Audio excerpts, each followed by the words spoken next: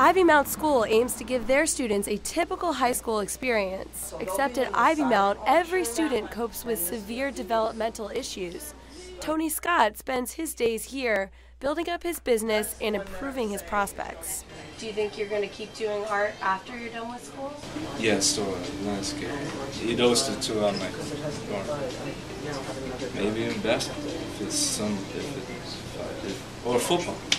I'll probably do football. Tony's future wasn't always so bright. When he came to the school, he could barely read. The director of development, Molly Whalen, lives in Georgetown with her family. Special education for her is very close to home. I cared less about special education 10 years ago, had no interest in it, and then as life will happen, I had two children, one who's currently 11 and one who's currently 8, and both have autism. Her daughter goes to Hyde-Addison, but her son needs the one-on-one attention and individualized learning that they have at Ivy Mount. We're really geared around making sure that that each child is getting the education and the supports and services and resources that they need. Over 200 teachers guide the autistic, Asperger's, and developmentally delayed students with both their education and with their life skills. Their goal is to have their students be as independent as possible. Here, when we see students, although they enter at different stages, if we can start students here when they're 6 or 7 or 8 years old, you really can change the possibilities for them. Tony's already picked his passion.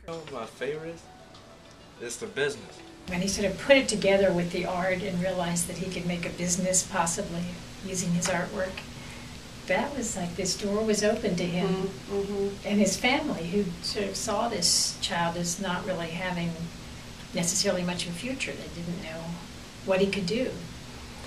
And he's the confidence, the difference in him. I mean, you didn't know him early on, but the difference is just phenomenal. I've been selling them, been saving my money, and I've been spending them. And if you want to buy some of Tony's work, the Ivy Mount is inviting you out to here at the Marriott Wardman Park, where there's going to be a live auction on November 20th featuring luxury items like a Parisian getaway, an iPad, and a lot of student artwork. Although it's very hard fundraising right now, Ivy Mount is such a place that people admire and respect. Everybody's continued to open up their shops and stores and wallets and everything else, so that's been kind of surprising and very heartwarming. School districts pay for most students to attend, but fundraising, they say, is essential for their therapies and new technologies. We are not a private school. We are fulfilling a great need in the special education continuum in Washington, D.C. On top of art and business, Tony is making friends. Now, Therese, well, Lisa too, because we've been going out and take to the prom. Oh, that's great. I invited over my class last week for cash in, and we was talking, and I tried to offer a juice. This is Katie Manning for the Georgetown Dish.